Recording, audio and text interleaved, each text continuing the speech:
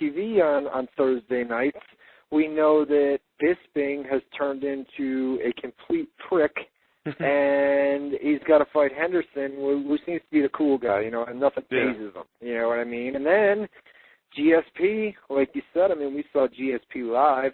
What was his last fight? Was that the Penn fight? Yeah, that was his last fight. And after that fight, Mike, my brother, remember, he was there with us. He didn't remember, but I was telling him, after George St. Pierre won that fight and beat BJ Penn, they're interviewing him. And you know how they have a mega fight scheduled, they'll bring in the opponent to try and hype it up. Remember, they brought in Thiago Alves to the cage, and he said he was going to knock out GSP. And so, yeah, that's we saw the beginning of the hype there. And I didn't even realize this. You keep going down the card. I already named every fight on the main card. My God, the prelims has Mark Coleman versus Stephen Bonner. What? Are you serious? Yeah, we've got guys like C.B. Dalloway on the prelim card. We've got Johnny Jones, who we saw. Dong Hyun Kim, who we saw. Jesus Christ, everybody is on this card. You've got Mark Coleman and Stephen Bonner? Is that who you prelim, yeah. The prelim? What's that first fight? Not the Fitch fight, but what's the fight under that? Yoshihiro Akiyama versus Alan Belcher. Yeah, come on, dude. Well, Akiyama's a big deal. They spent a lot of money to get that guy because he's going to bring in like a huge Asian. At least they hope that he's going to be their big Asian guy. Like Bisping is their UK guy, Diego Sanchez, and what the hell's that other guy's name? I can't remember. He's their their Latino guy. They're trying to branch out and take guys, and that's why they brought Krokop in for the Germany show. But he's supposed to be their big Asian guy. So and he's good. He was in Pride and had some big wins. I believe he beat Sakuraba. As far as name value, you know what I mean? I know you got to build your stars eventually, but if you this is UFC 100. Really stack that main card. You know, they must really, really have high praise for this guy, or most spending money.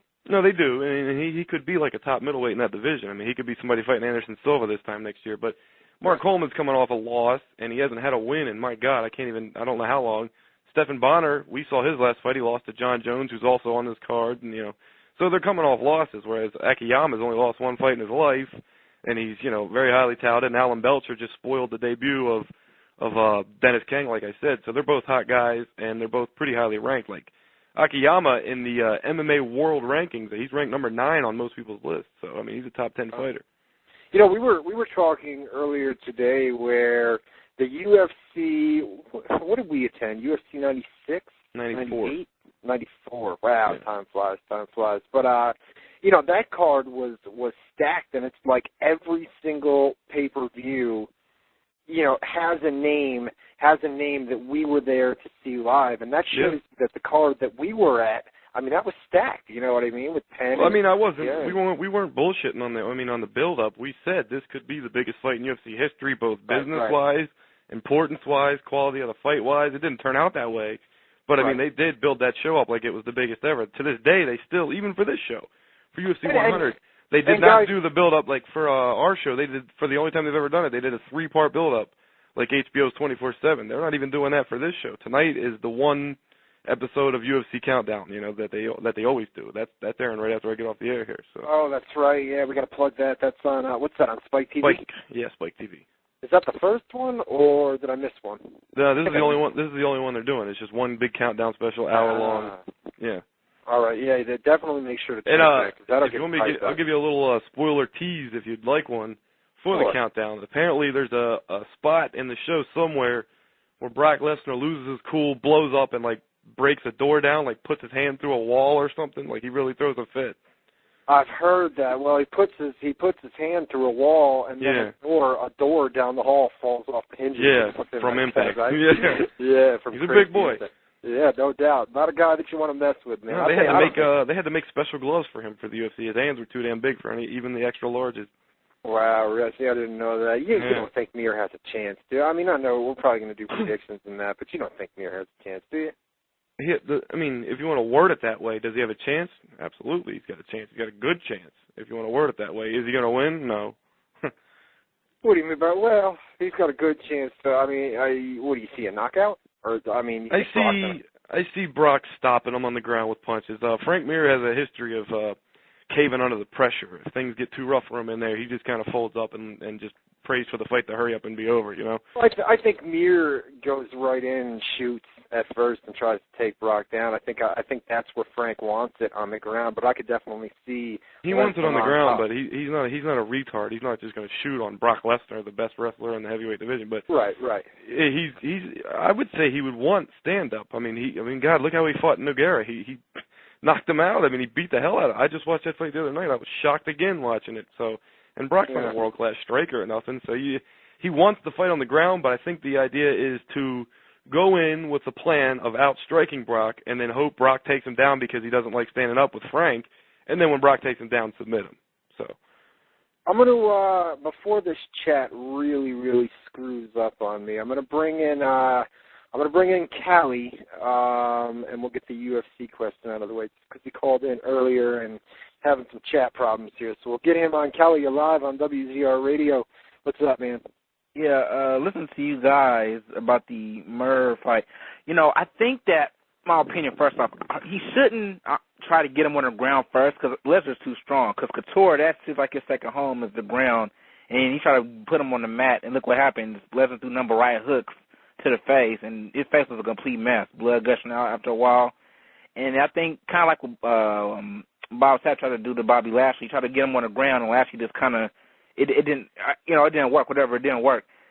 I don't think that Murray would try to do something like that. Hopefully not, but you never know. And if I was there, I would have to put my money on Murray as an upset, but you never know. If I'm there with the odds the way they are, they've got Brock a pretty good favorite, and Frank, like Ryan said, does he have a chance?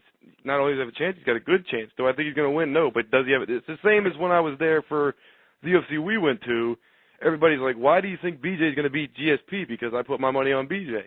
I said, I don't think BJ's going to beat GSP, but look at the odds. He definitely could beat him. Why not take the odds and make some easy money, Yeah. And one more comment and wrestling question. I remember when they had the first Lesnar fight, and they had pointed out, Mir. Okay, my bad, I said Murr. You're like Brock over there. I can't wait for a rematch with Frank Murr. Here, you dickhead. Come on. Yeah. I remember when they pointed out Taker and Stone Cold Steve Austin. Said, "Whoa, WWE Stone Cold Steve Austin." Let's just say that Couture was there, or whoever with his wife, his kid, or if he has kids, I don't know, or by himself. Would they ever say, well, they got a wrestler here, Couture's in the audience, or treat him like a regular fan and not point him out? If he ever can, just to watch wrestling in the audience, it's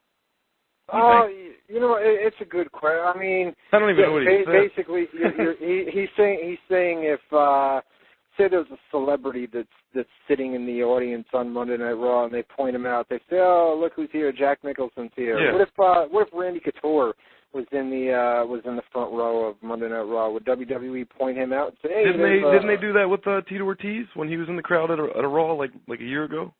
I don't remember it. I think they did. I don't think they would have pointed him out. Would they point him out even though, well, it's possible because WWE, I mean, they go on record as saying they don't consider UFC competition, it's totally different, da-da-da-da-da. So if they have that mindset and a UFC fighter were to show up on Monday Night Raw and were to be in the audience, if they were to take that mindset that they're not competition, I don't see why they wouldn't shout him out, but I don't remember the Tito bit that Boom's talking about. I know I'm not sure. I think as long as they have that mindset though, they would probably point that out. They don't have that mindset is the thing though. That's you could the say thing. That's the it's thing. two different Exactly. things, but it's two different things, but they're both pay-per-view entities. They're both pay-per-view driven businesses. Right. And what else on pay-per-view is even competitive with WWE? Boxing and UFC, that's the only thing that comes close. You think the new Adam Sandler movie is going to outdo WWE, head-to-head with the Royal Rumble? No. But if they put UFC 100 head-to-head with the Royal Rumble, oh, shit, we're going to lose a big percentage of our buy rates. Competition or not, it's competition in the pay-per-view arena, which is where both companies make their bread and butter as far as, money goes. Yeah. So they say that they have that philosophy that UFC is in competition, which is bullshit. Is basically what Boom's trying to tell you. So it'd be interesting. You know what I mean? I don't remember the Tito thing that Boom was talking about, but I guess the only way we'd find out is if a fighter showed up and was in the audience and if they would point him out or not. You know what I mean? I mean, there's no real way to tell. Okay, and one last question, wrestling question. I hear people talk about rating this, rating that, about, let's say WWE.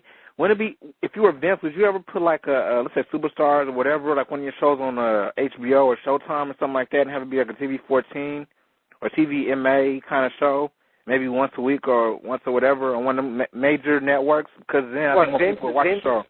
Vince and WWE doing an MMA type show? No, any wrestling, but kind of have it on HBO or Showtime. So they can get away with more, yeah. Yeah, because you get more people watching that. It'd be older folks, but I'm pretty sure you get higher ratings than these 1.0s or,